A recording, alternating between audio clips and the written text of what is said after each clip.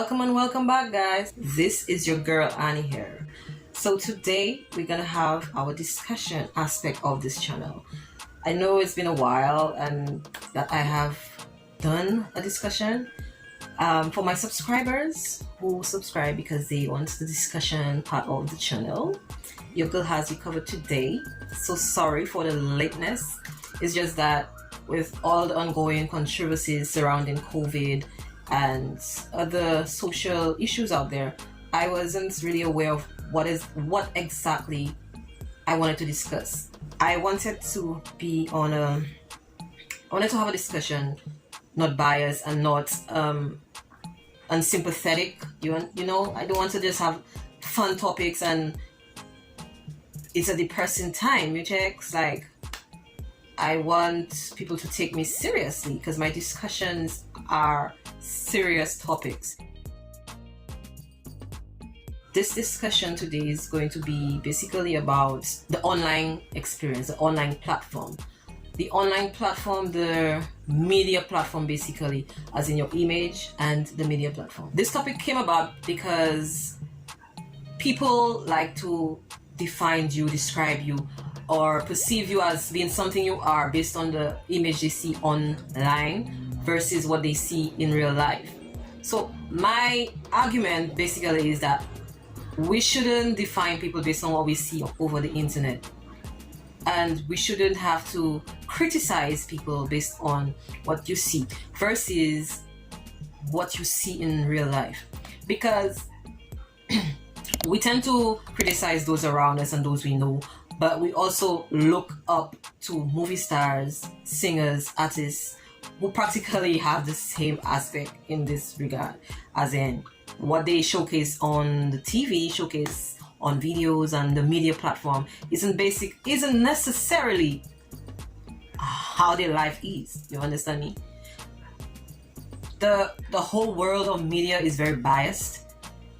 There are a lot of fake news, a lot of fake images and everything. I understand why somebody would judge because a little nobody, you know, a small somebody like myself, checks, you're gonna look for all kind of criticisms and things to say, basically like trying to diminish the little empire that I got, you checks. Whereas with these big time artists and whatnot, paparazzi try their best to try and uncover every aspect of their life in terms of entertainment, in terms of harassment. I call it harassment because people are allowed to have privacy in their life. So yes, it's harassment. Yes. So what I'm just trying to say is that don't define what you see. Don't define people by what you see through the screen. And don't judge them if it differs in some extent to what you see in real life. Because over the internet, this is entertainment, this is information.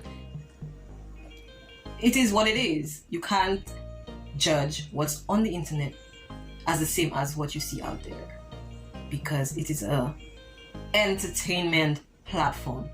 Even the news is biased. It's all entertainment. Okay, that's my opinion. My very first discussion was about relationships, and a lot of people took a liking into it. We were the younger groups. The older ones were a little skeptical about it, wondering whether I was being serious and was I just making fun and whatnot. But it is a topic that a lot of us young folks can relate to. So you guys go look that up. If you haven't seen it, go look it up. And don't forget to leave your comments. Okay, so I jotted down a few notes because my brain can be very rumbled all over the place. Yes. So I wrote down little notes, and basically I'm like saying here, like, I have never really been a fan of social media. I was never a fan of it. I joined High Five, Tag, Facebook at a very late age. It was more of a peer pressure thing because everybody's like, oh, we're all doing it, so why don't you do it too? It's like that kind of stuff. So yeah, I believe I was probably in the middle of my high school years upwards, around then. So yeah, I joined these online platforms and it became very addictive because it was basically like your voice, it's you being projected out there to the world by just sitting down in your comfort zone and reaching different parts of the world. So it became very addictive. I started YouTube as fun. I have a video talking about how I started and then restarted. Go look that up. Yeah.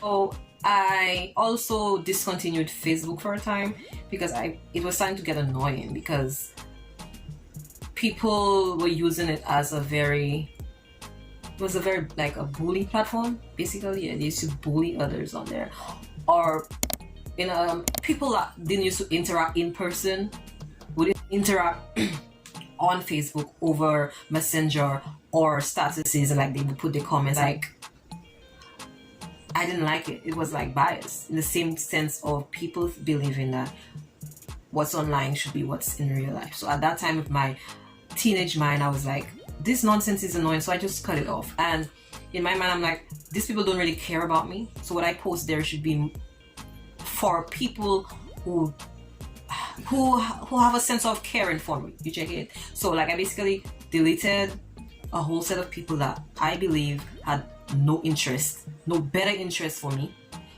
and I kept those that family and close friends or acquaintances, and I believe that wouldn't be biased to me. But when they started being biased, I'll just delete them.